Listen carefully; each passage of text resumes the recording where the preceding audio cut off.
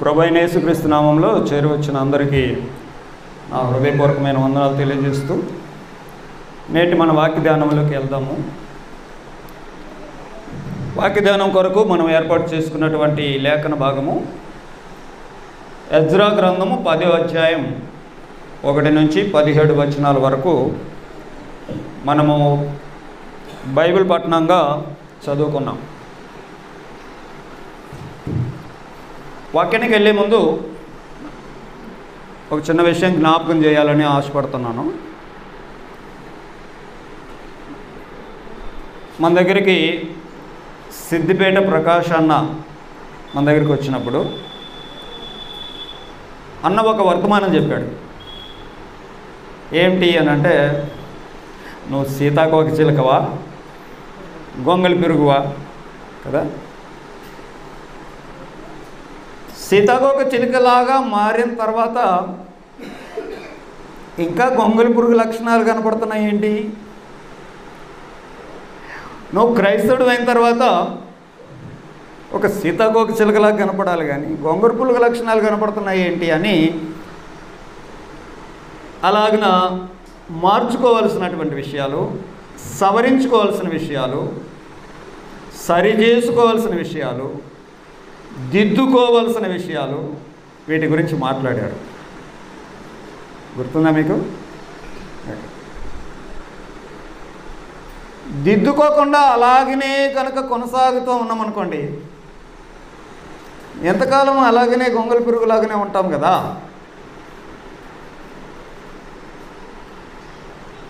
ఈ ఉద్దేశంలో ఈరోజు మాట్లాడుకోవాలనుకున్నటువంటి అంశము, దేవుని సంగతులు విన్న తర్వాత సరి చేసుకునేటువంటి స్వభావం మనిషికి ఉండాలా.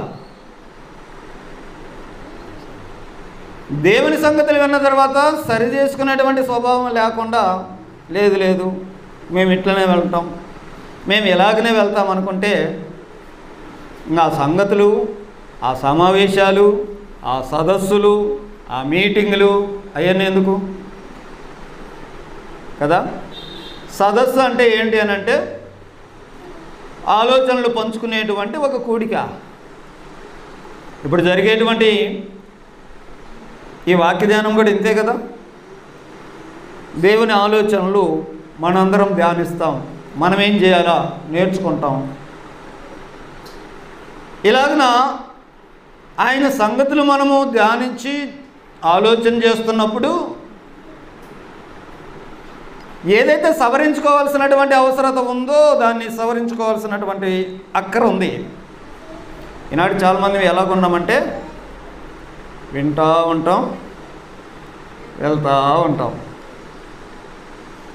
అందుకని ఏళ్ళ తరబడి భక్తి చేసిన ఆత్మీయ జీవితాల్లో ఇంత కూడా అభివృద్ధి లేకుండా మనుషులు బ్రతుకుతూ ఉన్నారు నేడు.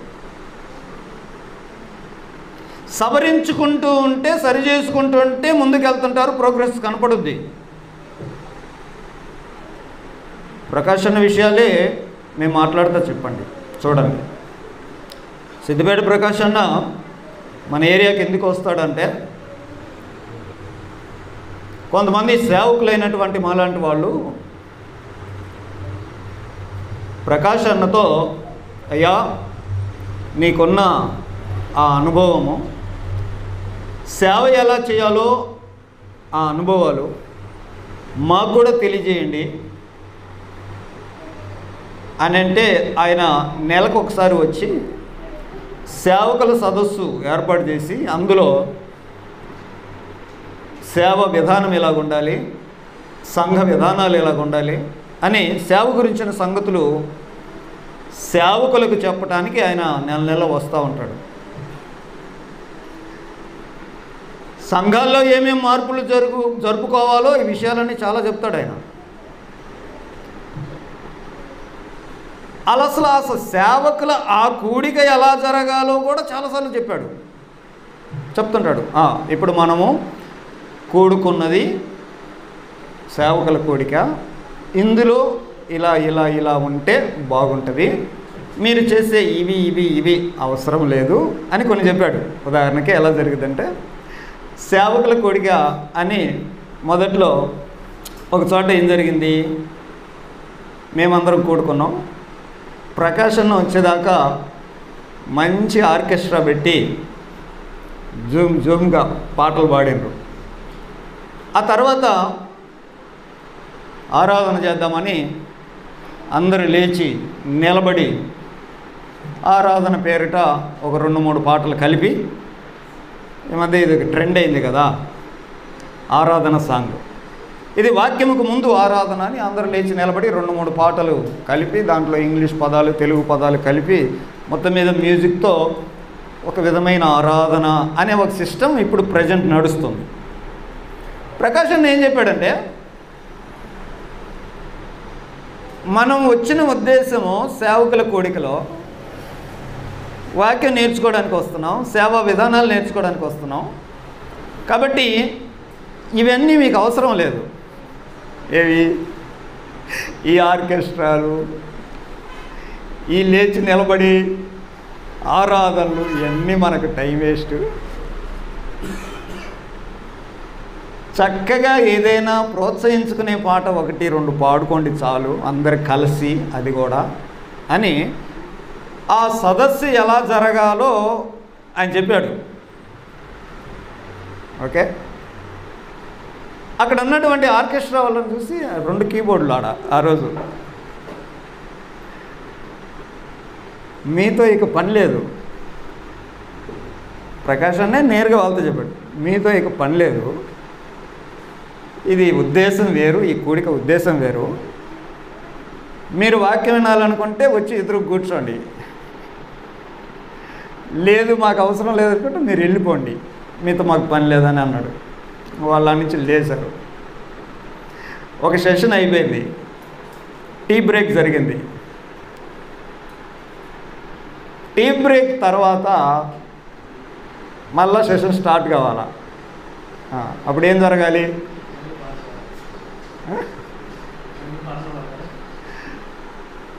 మళ్ళా ఆర్కెస్ట్రా వాళ్ళు వచ్చి ప్లే చేస్తున్నారు.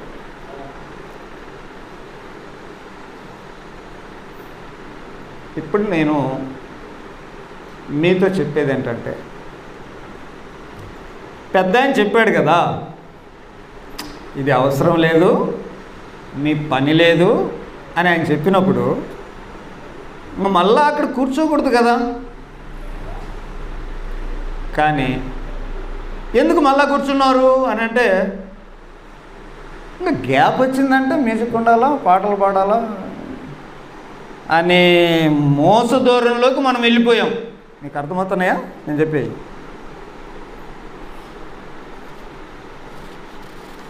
ఏదైనా ఒక సలహా, సూచన, హెచ్చరిక, గద్దింపు వచ్చినప్పుడు సవరించుకునేటువంటి స్వభావం ఏముందనుకోండి, మళ్ళీ కూర్చుంటాడా?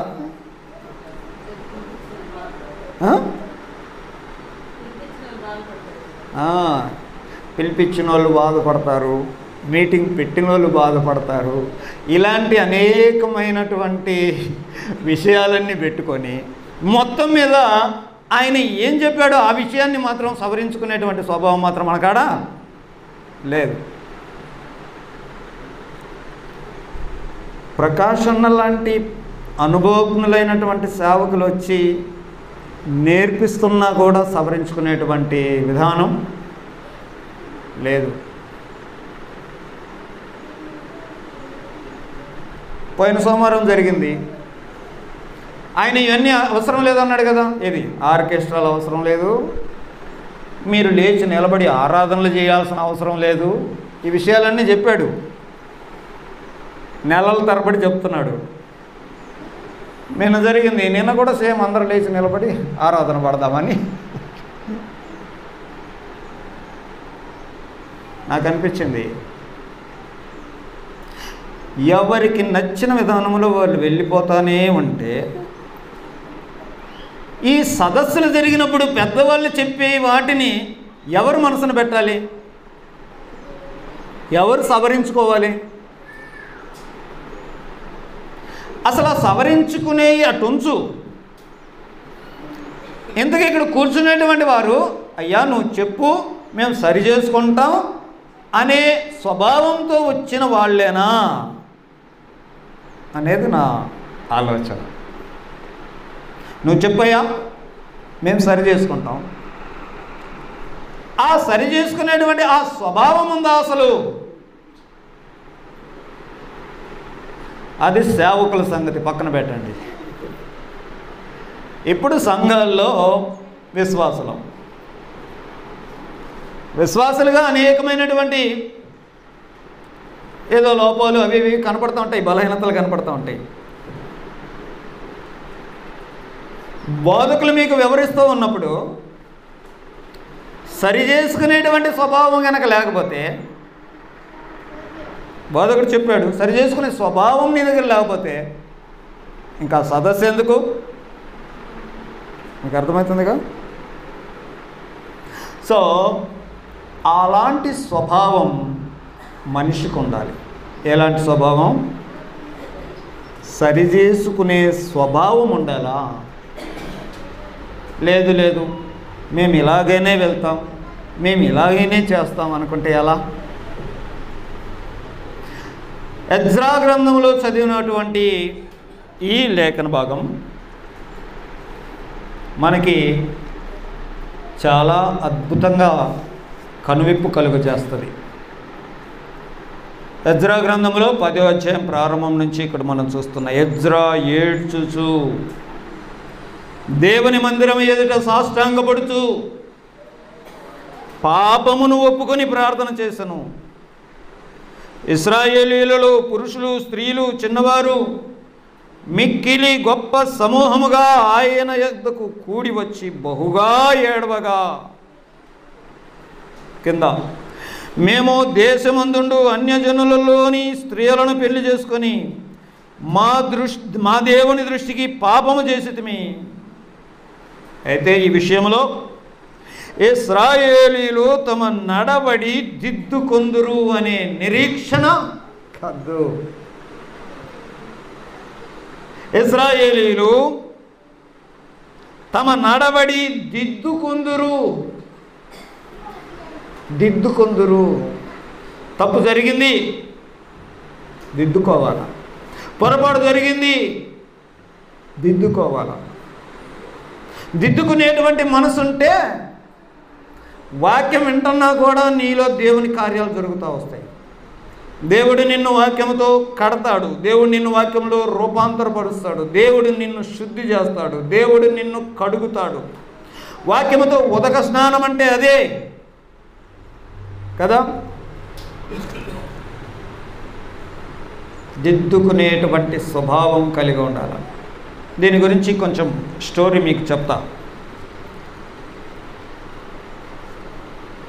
ఇశ్రాయేలు ప్రజలు దావీదు కాలంలో మంచి రాజ్యముగా టాప్ రేంజ్లో ఉన్నారు.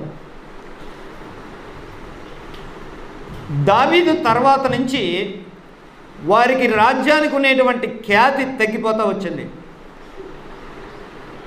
దావీదు కాలానికి ఇశ్రాయేలుల రాజ్యం అని అంటే మంచి ప్రఖ్యాతిగాంచిన రాజ్యంగా ఉంది. దావీదు తర్వాత సొలొమోన్ రాజు అయ్యాడు.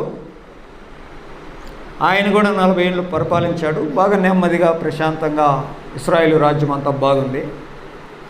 సొలొమోను తర్వాత రాజ్యము 2 భాగాలుగా విడిపోయింది. ఇశ్రాయేలు ప్రజలందరూ 12 గోత్రాల వారైతే ఈ 12 గోత్రాలలో ఉన్నటువంటి 10 గోత్రాల వారు ఒక గ్రూపుగా చేరారు. సొలొమోన్ చనిపోయాడు, మాకు రాజు, ఇలాంటి రాజు కావాలా అని ఒక రాజు వాళ్ళ కొరకు సిద్ధపరచబడ్డాడు. 12లో 10 గోత్రాల వారు ఒక గ్రూప్ అయ్యారు, మిగతా 2 గ్రూపుల వారు ఒక గ్రూప్ అయ్యారు. ఈ 10 గోత్రాలు కలిపి ఉన్నటువంటి పెద్ద గుంపుని ఇశ్రాయేలు రాజులు అని అన్నారు. వాళ్ళకునే రాజులు వాళ్ళ. ఈ 2 గోత్రాలు వాటి పేర్లు కూడా ఏంటంటే యోధా, బెన్యామీను, ఆ గోత్రాల వారికి వీళ్ళ రాజుల్ని యోధా రాజులు అని అన్నారు. ఎందుకనంటే ఈ గోత్రంలో పెద్ద గోత్రం యోధా గోత్రము, దీనికి రాజులు ఒకరి తర్వాత ఒకరు, ఒకరి తర్వాత ఒకరు, ఒకరి తర్వాత ఒకరు ఇలాగన మారుతూ వచ్చారు. ఇశ్రాయేలీయుల చరిత్ర మీకు జ్ఞాపకం చేస్తూ ఉన్నా. సొలొమోను వరకు రాజ్యం ఒకటిగా ఉంది.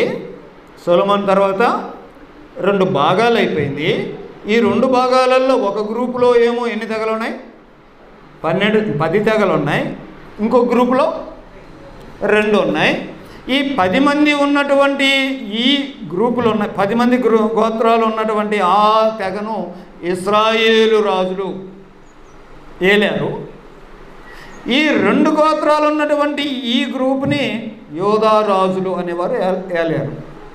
వాళ్ళని ఇశ్రాయేలీయులు అన్నారు, వీళ్ళని యూదులు అన్నారు. ఓకే, ప్రజలు తప్పులు చేస్తున్న ప్రతిసారి దేవుడు వాళ్ళని హెచ్చరిస్తూ ఉన్నాడు. వాళ్ళకి దేవుడు హెచ్చరిక ఇస్తూ ఉన్నాడు. ప్రజలు పాపాలు చేస్తా కొద్దీ దేవుడు ఎప్పుడెప్పుడు హెచ్చరిస్తుంటాడు, శిక్షిస్తుంటాడు. ఇవన్నీ కాలక్రమాన జరుగుతూ వచ్చాయి. ప్రజల యొక్క పాపాలని బట్టి ఈ 10 గోత్రాలు కలిగినటువంటి ఇశ్రాయేలీయులందరూ ఉన్నారు కదా, వీళ్ళందరినీ అష్షూరీయులు చెరపట్టుకొని పోయారు. ఎవరు వాళ్ళు? అష్షూరీయులు. ఎందుకనంటే అప్పటికి వరల్డ్ పవర్ వాళ్ళు ఉన్నారు. ఈ ఇశ్రాయేలీయులందరినీ వాళ్ళు చెరబట్టుకున్నారు. చెరబట్టుకోవడం అంటే బానిసలుగా చేసుకుంటారు. ఇక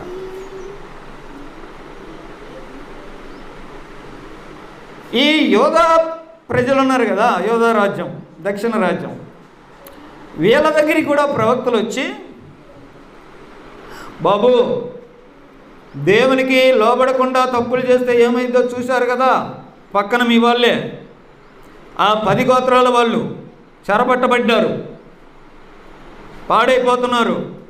ఇప్పటికైనా మీరు తప్పులు చేసేది దిద్దుకోండి, మానుకోండి అని చాలామంది ప్రవక్తలు వీళ్ళకు చెప్తూ వచ్చారు. అయితే మీరు చెప్పండి, మా దూరంలో మేము ఉంటాం అన్నట్టుగా వీళ్ళు బ్రతుకుతూ ఉంటే, ఆ తర్వాత కొంతకాలానికి బబులోనులు వారు టాప్ పవర్లోకి వచ్చారు.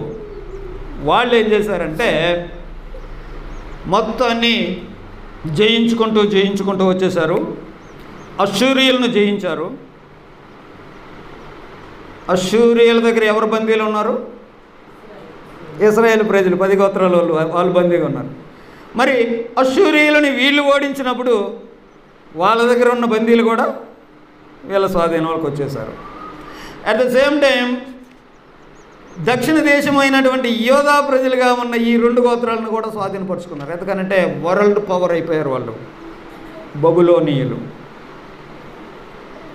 కాబట్టి అక్కడున్నే 10 గోత్రాలు, ఇక్కడున్నే 2 గోత్రాలు మొత్తం కలిసి ఒక గుంపుగా ఎవరి చేతిలో పడ్డారు? బబులోను వాళ్ళ చేతిలో పడ్డారు, చెరలో పడిపోయారు. అలాగనే మీరు చెరలో పడతారని దేవుడు చాలాసార్లు వాళ్ళకి హెచ్చరించాడు. మీరు తప్పులు దిద్దుకోండి అని చెప్పాడు, మీరు సరి చేసుకోండి అని చెప్పాడు, లేకపోతే మీకు ఇలాంటి కష్టాలు వస్తాయని చెప్పాడు. 70 సంవత్సరాలు వారు అక్కడ చెరలో ఉండాలని దేవుడు నిర్ణయించాడు. అయిపోయింది. ఇప్పుడు ఈ చెర నుండి విడుదల పొందేటువంటి సమయం వచ్చింది. విడుదల పొందే సమయం వచ్చింది. విడుదల పొందే సమయం వచ్చినప్పుడు తర్వాత వచ్చినటువంటి చక్రవర్తులు, మాదియా, పారసీయ, ఆ చక్రవర్తులు ఏం చేశారంటే కొంచెం సాఫ్ట్ కార్నర్ కలిగిన వాళ్ళు చక్రవర్తులు. ఓ మీరు ఇశ్రాయేలీలా, మీరు యూదులా, ఓహో మీ పట్టణం అక్కడ కదా, యెరూషలేం కదా, మీ దేవాలయం అక్కడ ఉంది కదా, సరే ఓ పని చేయండి, మీరు వెళ్ళండి, మీ దేశానికి మీరు తిరిగి వెళ్ళండి, మీ దేవాలయాన్ని మీరు కట్టుకోండి, మా కోసం ప్రార్థన చేయండి అని చెప్పాడు. అలా చెప్తున్నటువంటి ఆ క్రమంలో మొదట కొంతమంది ఈ బబులోను చెర నుండి యెరూషలేంకి వెళ్ళారు. జెరుబ్బాబేలు ఆధీనంలో రాజవంశానికి చెందినటువంటి కొందరు ప్రముఖులైనటువంటి వారు ముందుగా ఈ బబులోను చెర నుండి విడిపించబడి ఎక్కడికి వెళ్తున్నారు? యెరూషలేంకి వెళ్తున్నారు. దేవుని ఇల్లు అయిన యెరూషలేంకి వెళ్ళారు. అందరు వెళ్ళలా, కొంతమంది వెళ్ళారు.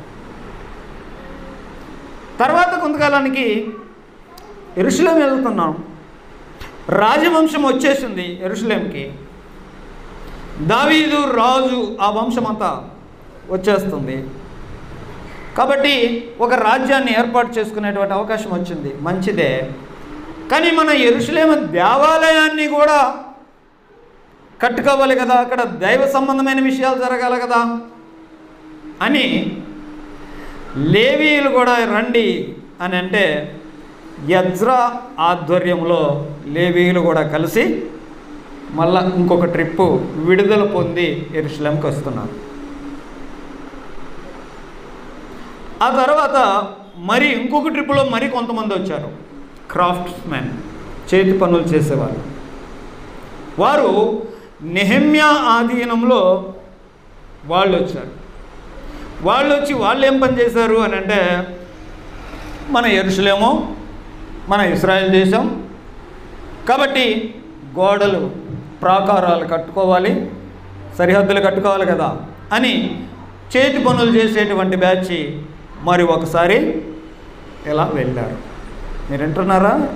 ఈ చరిత్ర అంతా మీకు అర్థమైతే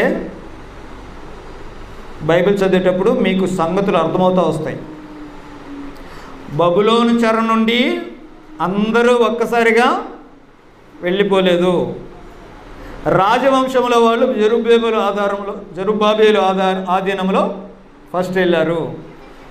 ఇక మా దేశానికి వచ్చాం, మా రాజులు వచ్చారు, మా పెద్దలు వచ్చారు, మా నాయకులు వచ్చారు అనేటువంటి విధంగా స్వాధీనం చేసుకున్నారు. ఓకే. అలాగే యెరూషలేములో దైవ సంబంధమైన కార్యాలు జరగాలి కాబట్టి లేవీయులు కావాలి అని లేవీయులుగా ఉండేటువంటి వారందరూ యజ్రా యాజకుడిగా ఉండి దైవ సంబంధమైన కార్యాలు జరపడానికి యజ్రా ఆధీనంలో కొంతమంది వచ్చారు. ఆ తర్వాత నెహెమ్యా కాలంలో ఆ యెరూషలేము రాజ్యం చుట్టూ ప్రాకారపు గోడలు కట్టుకోవడానికని మిగతా కొంతమంది వచ్చారు. చెరలో నుండి బబులోనులో నుండి రాకుండా ఈ 70 సంవత్సరాలలో అక్కడే బాగా సెటిల్ అయిన వాళ్ళు అక్కడే ఉన్నారు.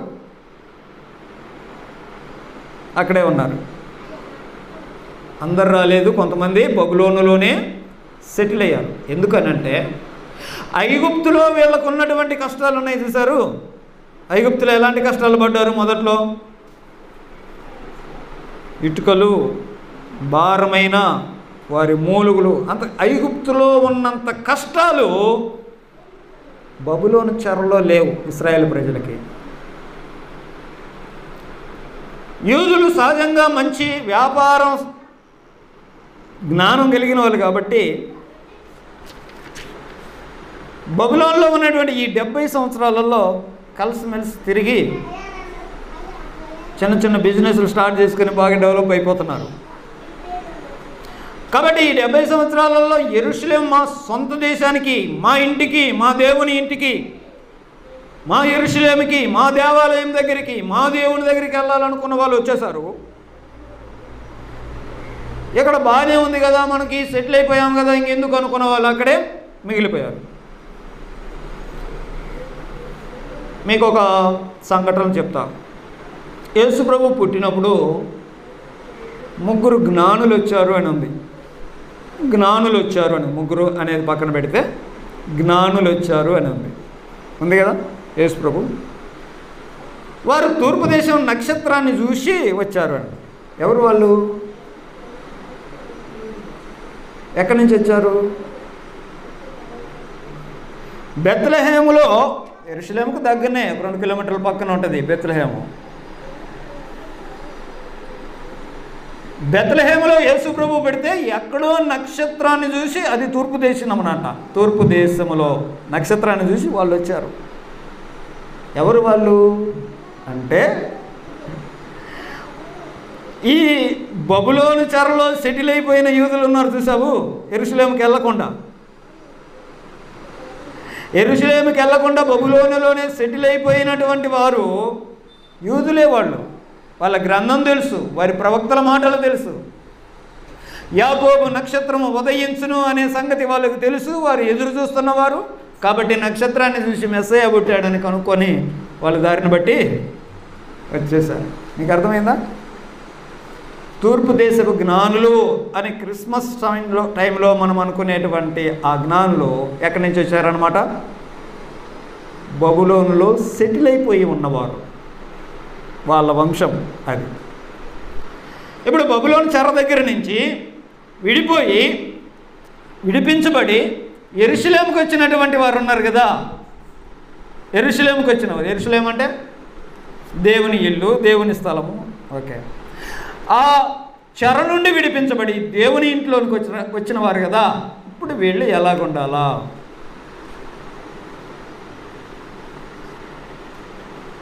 వీళ్ళంతా కొత్త తరం మనుషులు. వింటున్నారు మీరు? 70 సంవత్సరాలలో చచ్చిన వాళ్ళు ఎంతమంది, కొత్తగా పుట్టిన వాళ్ళు ఎంతమంది? మీకు అర్థమవుతుంది కదా. బబులోనికి వెళ్ళకముందు ప్రవక్తలు వచ్చారు, హెచ్చరిస్తూ వచ్చారు. ఓ బాయ్, దేవుడికి చెప్పాడు, ఇంకో ప్రవక్త వస్తాడు, దేవుడు ఇలా చెప్తున్నాడు, అది చెప్తున్నాడు. చెరలోకి వెళ్ళిపోయి 70 సంవత్సరాలైంది. ఆ ప్రవక్తలు చెప్తే నేరుగా ఈయన పట్టించుకోకుండా చెడిపోయి పాడైపోయి చెరలో పడ్డ వాళ్ళు కొంతమంది చచ్చిపోతే, ఆ చెరలో ఉన్నప్పుడే ఈ 70 సంవత్సరాలలో పుట్టినటువంటి వాళ్ళు ఉన్నారు కదా, కొత్త తరం. ఈ తరము సంస్కృతి అంతా బబులోను సంస్కృతిలాగా ఉంది, వాళ్ళలాగా తయారైపోయారు, వాళ్ళలాగానే జీవిస్తూ ఉన్నారు. వాళ్ళకి ధర్మశాస్త్రము, గ్రంథము ఇట్లాంటివన్నీ అప్పుడప్పుడు వీళ్ళు చెప్తున్నప్పటికీ చాలా వరకు దారి తప్పిపోయిన పరిస్థితి కదా. ఏనండి, చెరలో ఉన్నప్పుడు ఆత్మీయమైనటువంటి విలువల్లో బలహీనులుగా ఉన్నవారు మొత్తం మీద మా దేవుడు, మా దేశము, మా యెరూషలేము, మా దేవుని ఇల్లు, మా మందిరము, మా భక్తి అని ఆశపడి వచ్చిన వాళ్ళందరూ వచ్చేశారు. వచ్చిన వాళ్ళు ఎలాగున్నారు అనే విషయం ఆలోచన చేస్తే, రావడానికైతే వచ్చారు కానీ బుద్ధులన్నీ అక్కడ నేర్చుకున్న బుద్ధులే ఉన్నాయి. ఎక్కడ నేర్చుకున్నాయి? బబులోనులో 70 ఏళ్ళు ఉన్నారు కదా, అక్కడ పుట్టి పెరిగిన వాతావరణంలో ఉన్నటువంటి ఆ లక్షణాలే ఇక్కడ ఉన్నాయి. అందుకని వాళ్ళని ప్రక్షాళన చేసేటువంటి క్రమంలో మీరు ఆ బబులోనియుల మాదిరి మీరు ఎలాగనే డబ్బు విషయాలు చూస్తారు, ఆ బబులోను వాళ్ళ మాదిరి మీ ఫ్యామిలీ లైఫ్ ఉంటుంది, ఆ బబులోను వాళ్ళ మాదిరి అందరిలాగా చేస్తున్నారు మీరు. రావడానికైతే మాత్రం ఎక్కడికి వచ్చారు? యెరూషలేముకి వచ్చారు. కానీ స్వభావం అంతా ఎలాగుంది? బబులోను స్వభావం ఉంది. వినండి మీరు, ఇది మనకి బాగా సూట్ అయ్యే మాట చెప్పేనా? యెరూషలేం అంటే దేవుని ఇల్లు అందాం అనుకున్నాం. యెరూషలేం అంటే ఇప్పుడు ఏమనుకోవచ్చు మనం? సంఘము అనుకోవచ్చు. పాపపు చెరలో, పాపపు బంధకాల్లో పాపము ఎవరైతే చేస్తారో వారందరూ పాపమునకు దాసులు కదా, పాపములో చెరపట్టబడిన వారం కదా, ఒకప్పుడు పాపములో బందీలం కదా. బబులోను చెరలో ఉన్నట్టుగా మనము కూడా పాపపు చెరలో ఉన్న వారమే కదా అందరము. అయితే ఏమైంది? వారు యెరూషలేముకి వచ్చినట్టుగా మనం దేవుని సంఘంలోకి వచ్చాం, సంఘములోకి వచ్చాం. సంఘంలోకి వచ్చారు కానీ బుద్ధులన్నీ అట్టునే ఉంటున్నాయి. చాలామంది సంఘస్థులు అంటారు కానీ లోక సంబంధమైన మనసే కలిగి ఉంటున్నారు. ఏమండి, ఆదివారం ప్రసంగం వింటున్నాం, వారకుడికల్లో బైబిల్ స్టడీ చేస్తున్నాం, దేవుని సంగతులు ఇన్ని తెలుస్తూ ఉన్నాయి, కానీ స్వభావం ఏమో అలాగనే ఉంటే ఇక ఈ మీటింగ్లు ఎందుకండి కదా? వర్తమానాలు చెప్పడం ఎందుకండి? బైబిల్ ధ్యానించడం ఎందుకండి? విన్న విషయాలను బట్టి మనం మార్చుకోకపోతే సరే. ఇది మన అప్లికేషన్. ఇక్కడ ఎజ్రా సంగతి, ఎజ్రా కాలంలో జరిగినటువంటి విషయం చెప్తా. రావడానికైతే యెరూషలేముకి వచ్చారు, కానీ లోపాలన్నీ వాళ్ళల్లో ఉన్నాయి. అతి ప్రాముఖ్యమైనటువంటి లోపం ఏంటంటే, వాళ్ళ దగ్గర ఉన్నటువంటిది అన్యులైన స్త్రీలను పెళ్లి చేసుకొని వచ్చారు. ద్వితీయోపదేశకాండం 7వ అధ్యాయంలో యూదుడైన వారు యూదులను తప్ప వేరే వాళ్ళని పెళ్లి చేసుకోవద్దు, అన్యులను పెళ్లి చేసుకోవద్దు అని చెప్పాడు. ఈరోజు మనకి కూడా ఇది వర్తిస్తుందా? క్రైస్తవులైన వారు ఎవరిని పెళ్లి చేసుకోవాలి? క్రైస్తవులను చేసుకోండి అని దేవుడు చెప్తున్నాడు. విశ్వాసికి అవిశ్వాసితో పాలెక్కడ?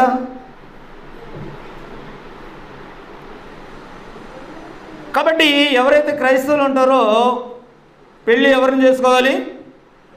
క్రైస్తవుల్ని చేసుకోవాలి పెళ్ళి.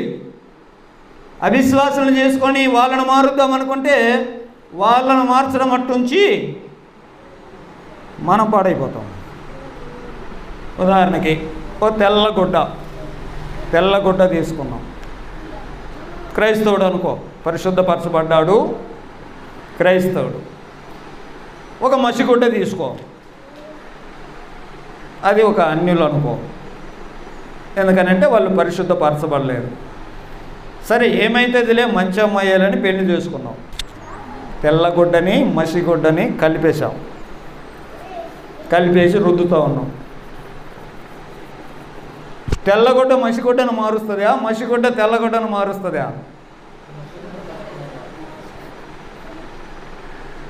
మనం క్రైస్తవులమే, అవిశ్వాసిగా ఉన్న అమ్మాయిని కూడా మార్చుకోవచ్చు అనుకొని చేసుకున్నాం. తంటాలు పడ్డాం, మారుతుందా? వద్దు, ఆ బాధ మనకెందుకు? దేవుని నమ్ముకున్న మంచి విశ్వాసులైన క్రైస్తవుల్ని పెళ్ళిళ్ళు చేసుకోండి, అమ్మాయిలైనా అబ్బాయిలైనా. అవిశ్వాసుల దగ్గరికి వెళ్ళి వాళ్ళను మార్చుకోవచ్చు, ఇట్లాంటి నానా తంటాలు మనం పడకూడదు. ఓకే, ఇశ్రాయేలుకి దేవుడు అదే చెప్పాడు. ఏమని? మీరు యూదుల్ని పెళ్లి చేసుకోవాలి, అన్యుల్ని చేసుకోకూడదు. బబులోనులో ఉన్నప్పుడు ఏమైపోయింది అని అంటే, వీళ్ళు మిక్స్డ్ ప్రజలు అయిపోయారు కదా. మిక్స్డ్ ప్రజలు అయిపోయిన తర్వాత వేరే వాళ్ళందరినీ చేసుకున్నారు. ఇప్పుడు భార్య పిల్లల్ని వెంట పెట్టుకొని వచ్చారు. ఎక్కడికి వచ్చారు? యెరూషలేముకి వచ్చారు. యెరూషలేం ఏంటి? అది దేవుని ఇల్లు, దేవుని స్థలం. చూస్తే ఉండకూడని అన్నీ ఉన్నాయి. ఇప్పుడు ఏం చేయాలి? వాళ్ళు ఒప్పుకుంటున్నారు, అయ్యా మేము దేవునికి విరోధంగా తప్పు చేశాం. మరి ఏం చేయాలి ఇప్పుడు? ఈ అన్యులను పెళ్లి చేసుకున్నారు కదా, వాళ్ళకు పుట్టిన వాళ్ళని మీరు వెలేయాలా, పక్కన పెట్టాలా? దేవుడు చెప్పిన నియమం పాటిస్తున్నారు. వాళ్ళకు చెప్పిన నియమం గుర్తుపెట్టుకోవాలా. దేవుడు వాళ్ళకు చెప్పిన నియమం. ఎజ్రా గ్రంథంలో 10వ అధ్యాయం 18వ వచనంలో, యాజకుల వంశములో అన్య స్త్రీలను పెండ్లి చేసుకుని ఉన్నట్టు కనబడిన వారు ఎవరనగా, యోజాదాకు కుమారుడైన యేషువ వంశములోను అతని సహోదరులలోను మయషేయాయు, ఎలీయజరును, యారీబును, గెదల్యాయను, వీరు తమ భార్యలను పరిత్యజించదమని మాట ఇచ్చిరి. మీరు వినండి. సవరించుకునే మనస్సు, సవరించుకునే స్వభావం అనే దాని గురించి మనం టాపిక్ మాట్లాడుకుంటున్నాం. తప్పు జరిగింది, పొరపాటు జరిగింది, లోపం ఉంది. మరి దాన్ని సవరించుకునేటువంటి ప్రయత్నంలో తీసుకునేటువంటి ఆ నిర్ణయాలు ఎలాగుంటాయో చూడండి. లోపాలు ఉన్నాయి, పొరపాటు ఉన్నాయి. భార్యలే సొంతంగా పుట్టిన పిల్లలే, కానీ దేవుడు వద్దంటున్నాడు. ఏం చేయాలి? వాళ్ళని మేము పక్కన పెడతామయ్యా, ఉండకూడదని నువ్వు చెప్తున్నావు. ఎందుకనంటే వాళ్ళు యాజకులు. చెప్పా కదా, ఎజ్రా టైంలో వచ్చిన వాళ్ళందరూ దేవుని యాజకులు. యాజకులు అని అంటే దేవునికి ప్రతిష్ఠించబడిన వారు. మరి అలాంటి వాళ్ళల్లో ఇలాంటి లోపాలు ఉండకూడదు. మరి ఉన్నాయి ఏం చేయాలి అని అంటే సవరించుకోవాలి. అది నీకు కష్టంగా ఉంటుంది, అది నీకు భారంగా ఉంటుంది. అయినా సాకులు చెప్పుకో. సాకులు ఎప్పుడు చెప్తాము చెప్పండి? ఎప్పుడు చెప్తామంటే అసలు నిజంగా వదిలిపెట్టాలనేటువంటి ఆ స్వభావం మన దగ్గర లేదనుకో, ఏదో తప్పించుకొని తిరుగుతూ ఉంటాం. స్వభావం మనం దేవుని దగ్గరికి వచ్చినట్టు ఎలాంటి స్వభావం అండి? ఈరోజు నన్ను దేవుడు గద్దిస్తాడు, గద్దిస్తే నేనేం చేయాలి? నీ స్వభావం ఏంటిది? గద్దిస్తే నేను ఓర్చుకుంటాను అనే స్వభావం అనేది లేదు. ఆయన ఇట్ట వాక్యంలో గద్దించాడు మమ్మల్ని, ఇది వద్దులే, ఇది కాకపోతే ఇంకో చర్చి అనుకునే స్వభావం అనేది. స్వభావం గురించి మాట్లాడుతున్నా. బైబిల్ గ్రంథంలో ఒక వచనాన్ని చదువుదాం. కీర్తన 50వ కీర్తన 17వ వచనంలో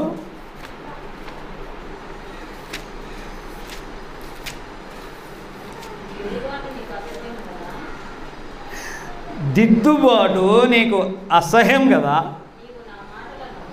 నీవు నా మాటలను నీ వెనకకు త్రోసెదవు. మనుషులు ఎట్లాగుంటారంటే నిన్ను దిద్దుబాటు చేయాలని వర్తమానం చెప్తే ఆ దిద్దుబాటు మాటలు విన్న నీకు ఈ దిద్దుబాటు మాటలు ఎలా కనిపిస్తాయి అని అంటే అసహ్యం కదా. నాకు చెప్పేది ఏంది? ఇప్పుడు చెప్పండి, అతని స్వభావం ఎలాంటిదండి?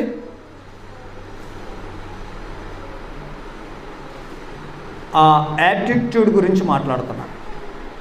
నువ్వేం సరి చేసుకుంటావు, సరి చేసుకో, అది పక్కన పెడితే అసలు ఆ స్వభావమేనా నీది? ఈరోజు నేను ఒక హెచ్చరిక మాట వింటే నేను సరి చేసుకుంటా, అలాంటి మనిషివేనా? అలాంటి స్వభావమేనా నీది? లేదు ఎప్పట్లాగా ఉండే మొండి స్వభావమేనా? ప్రేమ దేవుని పిల్లరా, బైబిల్ గ్రంథంలో చాలా మాటలు చూడొచ్చు. ఇర్మియా గ్రంథంలో కూడా చదివితే ఇర్మియా గ్రంథం 7వ అధ్యాయం 3వ వచనం. ఇర్మియా గ్రంథము 7వ అధ్యాయము 3వ వచనంలో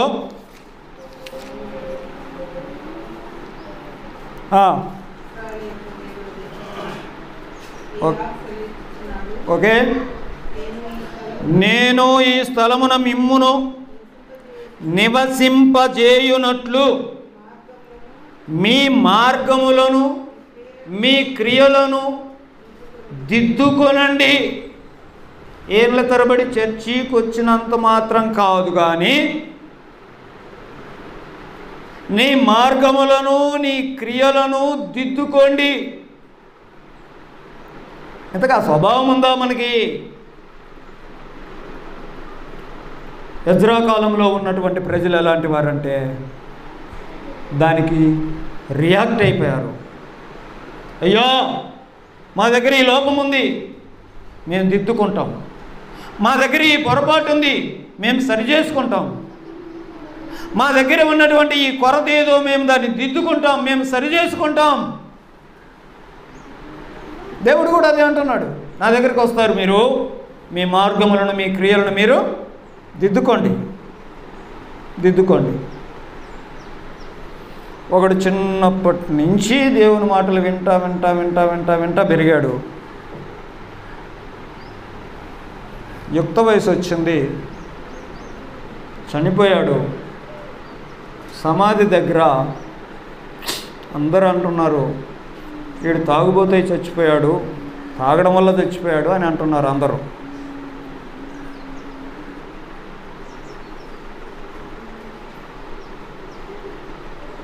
చిన్నప్పటి నుంచి ఏం విన్నాడు? మాటలే విన్నాడు. చిన్నప్పటి నుంచి మాటలే విన్నాడు. కానీ చనిపోయే సమయానికి ఏం పేరు పెట్టుకొని చనిపోయాడు? తాగి చచ్చిపోయాడు, తాగుబోతుగా చచ్చిపోయాడు అని అందరూ అంటుంటే చాలా బాధేసింది. చిన్నప్పటి నుండి వింటున్న మాటల్లో ఏ మాటకైనా నా లోపంలో ఈ లోపం ఉంది, దిద్దుకోవాలి అనేటువంటి ఆలోచన వాడికి వచ్చింటే ఆ పేరు వస్తుందా?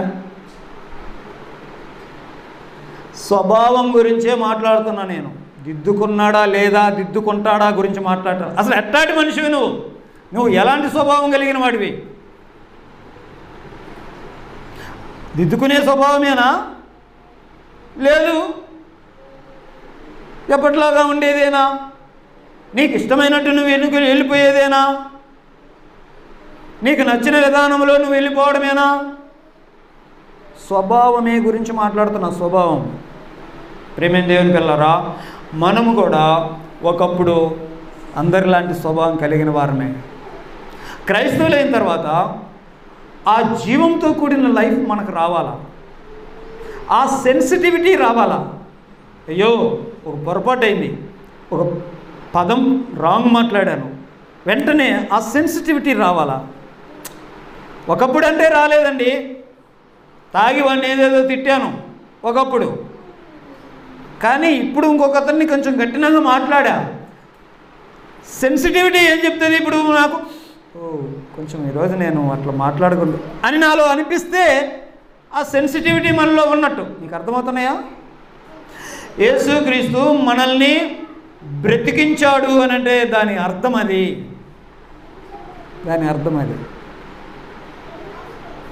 ఒకడు క్రొత్తగా జన్మించడము, దేవుని చేతి పనిగా సృష్టించబడిన వారము. దేవుని పని మనం. ఎవడైనా క్రీస్తు యేసునందున్న ఎడల వాడు నూతన సృష్టి, పాతవి గతించను, ఇవిగో కొత్తవాయను. ఒకప్పుడంటే మొండేడివే, ఒకప్పుడంటే ఎవరు చెప్పినా వినేవాడివి కాదు. కానీ ఇప్పుడు ఒక చిన్న వాక్యం గోడ మీద కనపడింది. మరి ఒకప్పుడు స్వభావములు అయితే దాన్ని పట్టించుకోవు, కానీ ఇప్పుడు స్వభావం అలాగలే కాదు నీది. అర్థమవుతుందా? ఆ స్వభావం మార్చుకునే స్వభావం రావాలా. ప్రియమైన దేవుని పిల్లరా, ఎజ్రా కాలంలో ఉన్న లేవీలు సొంత భార్యలనండి, తమకు పుట్టిన పిల్లల్ని కూడా, అయ్యా నువ్వు అంగీకరించట్లేదా ఈ అన్యులను? సరేనయ్యా తీసేస్తాం. ఊరకు జరిగింది అది. దాని వెనకాల ఎంత ఏడ్చారండి. అయ్యో నా ప్రజల మధ్యలో, మా లేవీల మధ్యలో ఇంత లోపం ఉంది అని ఈ ఎజ్రా ఏడుస్తూ ఉన్నాడు. ఈయనతో పాటు కొంతమంది వచ్చి బహుగా ఏడ్చిరి. చదివాం కదా మనం, బహుగా ఏడ్చిరి. ఆ సెన్సిటివిటీ గురించి మాట్లాడతాం. ఎవరు ఏడుస్తారు? ఎలాంటి వాళ్ళు ఏడుస్తారు చెప్పండి?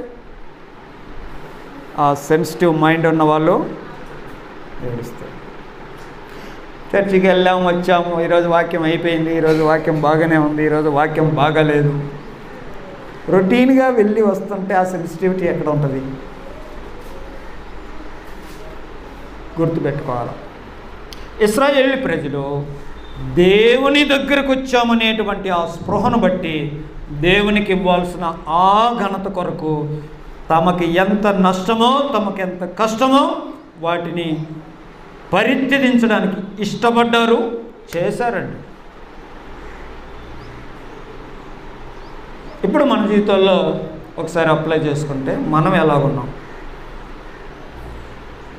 నిజంగా మన లైఫ్లో ఆయనకు నచ్చినట్టే ఉంటున్నాయా? బబులోను నుండి యెరూషలేముకి వచ్చిన వాళ్ళు మనుషులేమో యెరూషలేములో ఉన్నారు, కానీ బుద్ధి అంతా బబులోను బుద్ధి ఉన్నట్టు క్రైస్తవులుగా దేవుని సంఘంలో చేరాము కానీ లోక సంబంధమైన మనుషులుగానే ఉన్నామా ఆలోచన చేయాలి.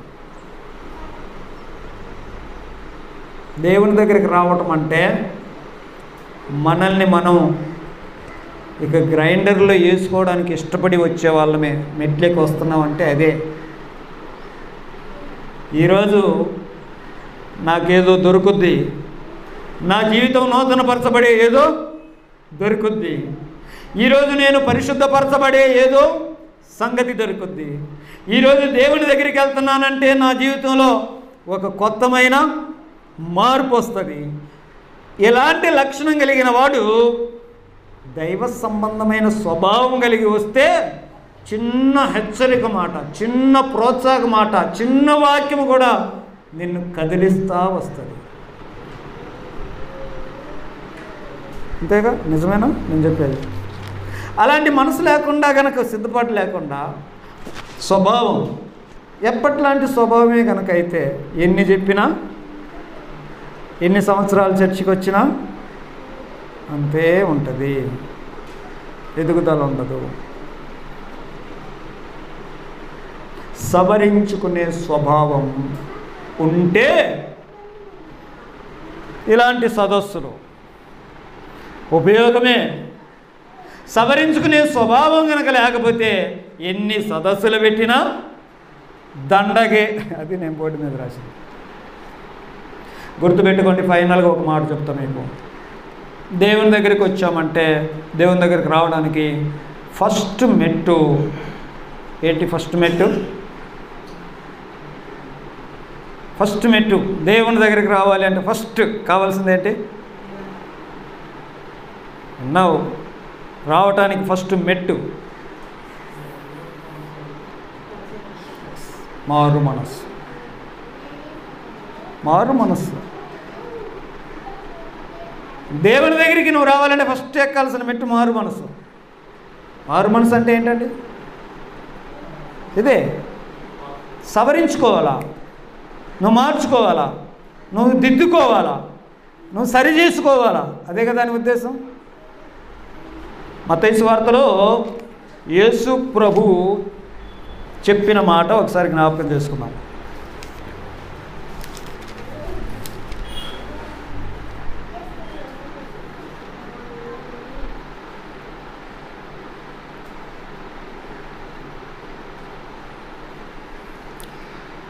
యేసు ప్రభు 4వ అధ్యాయము 17వ వచనం. అప్పటి నుండి యేసు, పరలోక రాజ్యము సమీపించి ఉన్నది గనుక మారు మనసు పొందండి అని చెప్పుచూ ప్రకటింప మొదలుపెట్టాను. యేసు ప్రభు కంటే ముందు యోహాను కూడా ప్రకటించాడు. ఈ మాటలు మీరు ఒకసారి వినండి. 3వ అధ్యాయం మొదట్లో, ఆ దినములయందు బాప్తిస్మమిచ్చి యోహాను వచ్చి, పరలోక రాజ్యము సమీపించింది, మారు మనసు పొందండి. ఇప్పుడు మారు మనసు గురించి అనుకుంటున్నాం కదా. మారు మనసు అంటే ఏంటి? సవరించుకోవడం, సరి చేసుకోవడం అనే భాష మాట్లాడుతున్నాం కదా. మారండి, మార్చుకోండి, దిద్దుకోండి, సరి చేసుకోండి, మారు మనసు గురించి మాట్లాడుతున్నాం కదా. ఇంతకు ఎందుకు సరి చేసుకోవాలి? మారు మనసు పొందండి అన్నాడు. యోహాను చెప్పాడు అదే మాట. యేసు ప్రభు కూడా మారు మనసు పొందండి అన్నాడు. ఇంతకు ఎందుకు మారు మనసు పొందాలి?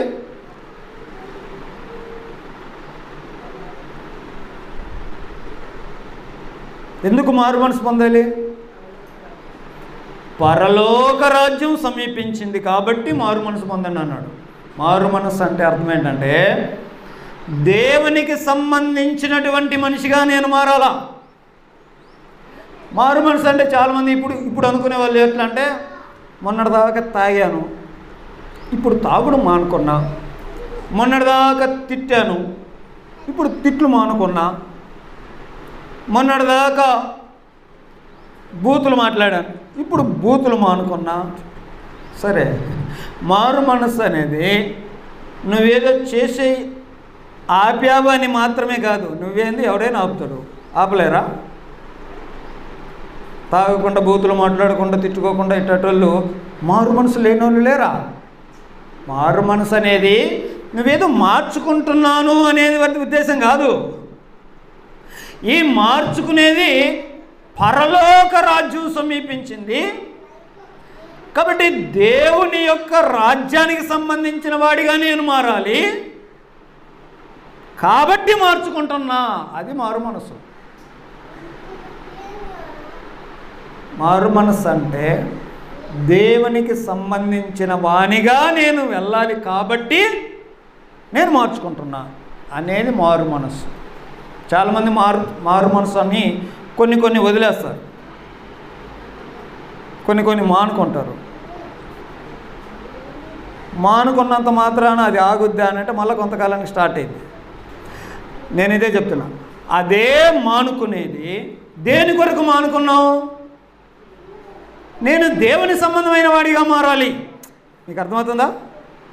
మారు మనసు అనేది పరసంబంధమైనటువంటి మనసుతో గనక వెళ్తే మళ్ళీ దాని జోలికి పోతావా? పోతావా? సవరించుకునే స్వభావం. లోపములు ఉండొచ్చు, పొరపాట్లు ఉండొచ్చు. అదే చెప్తున్నాం, లోపములు ఉండొచ్చు, పొరపాట్లు ఉండొచ్చు. మనందరము పర్ఫెక్ట్గా నమ్మాం కాబట్టి పర్ఫెక్ట్ మనుషులం అయిపోయామా? కాము. శరీరం బతికున్నంతకాలం శోధనలు, బలహీనతలు ఇలాంటివి వస్తుంటాయి. ఇలాంటివి వచ్చినప్పుడు సవరించుకునేటువంటి స్వభావం మన దగ్గరకు ఉండాలా, ఆ సెన్సిటివిటీ రావాలా. అది ఎప్పుడు వస్తుంది అని అంటే యేసుక్రీస్తునందు కొత్త సృష్టిగా వచ్చినప్పుడే వస్తుంది. క్రైస్తవులైన వారు యేసుక్రీస్తునందు కొత్త సృష్టి కాబట్టి ఆ సెన్సిటివిటీ వాళ్ళల్లో ఉంటుంది. రోమీలకు రాసిన పత్రిక 6వ అధ్యాయంలో, రోమీలకు రాసిన పత్రిక 6వ అధ్యాయంలో 3 నుంచి చదువుతూ ఉన్నాను, వినండి జాగ్రత్తగా. క్రీస్తు యేసులోనికి బాప్తిసం పొందిన మనమందరము ఆయన మరణములోనికి బాప్తిసం పొందితమని మీరు ఎరగరా? కాబట్టి తండ్రి మహిమ వలన క్రీస్తు మృతులలో నుండి ఎలాగూ లేపబడెనో అలాగే మనమును నూతన జీవము పొందిన వారమై నడుచుకున్నట్లు మనము బాప్తిసం వలన మరణములో పాలు పొందుటకై ఆయనతో కూడా పాతి పెట్టబడితిమి. అలాగే మనమును నూతన జీవమును పొందిన వారమై. క్రైస్తవులమయ్యాము అని అంటే మనలో నూతన జీవము ఉంటుంది. జీవము అంటే జీవం, లైఫ్ ఇంగ్లీష్లో. చచ్చిన వాళ్ళలాగా ఉండకూడదు మనం. చచ్చినోడు సవరించుకుంటాడా? మార్చుకుంటాడా? దిద్దుకుంటాడా? కానీ జీవంతో ఉన్న వాళ్ళం.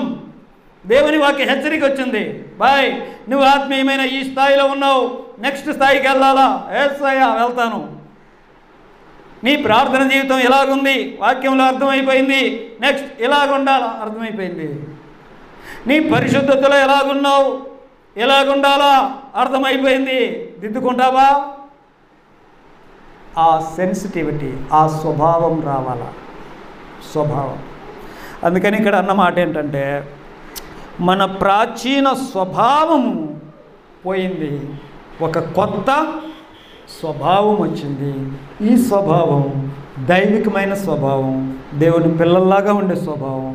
ఏదైనా సవరించుకునే ఛాన్స్ వస్తే వెంటనే సవరించుకునే స్వభావం నాది, సవరించుకునే స్వభావం నాది. ఇది కదండి, ఇలాంటి మనసు కదండి దేవుడు కోరేది. ఏళ్ళ తరబడి వస్తాం సవరించుకోమంటే ఆయనకెందుకు? ఒక వారంలో నేను విషయాలను సవరించుకుంటూ వెళ్ళు, నెక్స్ట్ వారానికి ఎంత ప్యూరిఫై అవుతావు? ఒక నెలలో నీలో ఎంత మార్పు వస్తుంది? ఏది? సవరించుకుంటూ వెళ్తే కదా. సవరించుకోకుండా ఉంటే 10 ఏళ్ళు కాదు 20 ఏళ్ళు చర్చకు వచ్చినా అట్నే ఉంటుంది ఆత్మీయమైన జీవితం. ఆ సెన్సిటివిటీ మనకు రావాలి. ఎందుకనంటే మనము దేవుడు ఇచ్చిన నూతన జీవం కలిగిన వారిని. ఆ జీవంతో బ్రతకాల్సిన వారమే. దేవుని స్పృహ, మేము దేవునికి సంబంధించిన వారమే.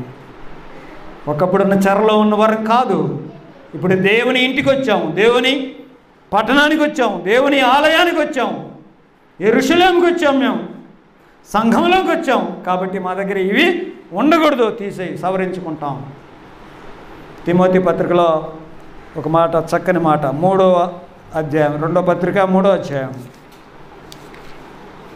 17వ వచనం. దైవజనుడు సన్నద్ధుడై ప్రతి సత్కార్యమునకు పూర్ణముగా సిద్ధపడి ఉండునట్లు దైవావేశము కలిగిన ప్రతి లేఖనం ఉపదేశించుటకును, ఖండించుటకును, తప్పు దిద్దుటకును, నీతి యందు శిక్ష చేయుటకును ప్రయోజనకరమై. తప్పులుంటే వాటిని ఏం చేయాలా?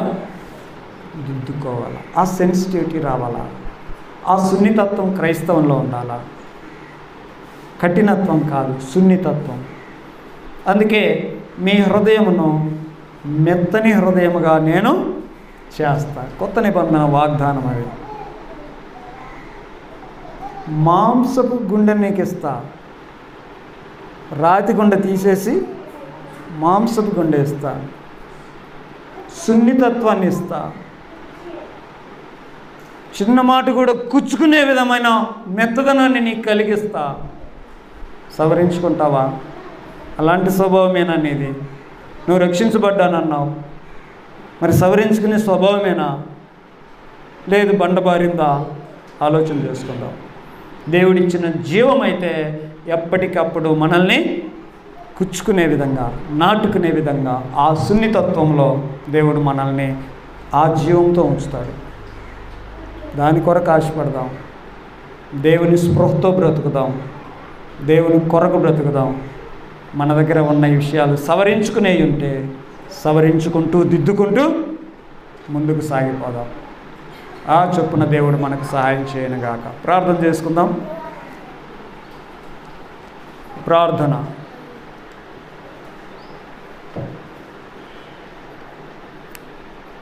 ప్రేమ కలిగిన మా తండ్రి, మీకు వందనాలు.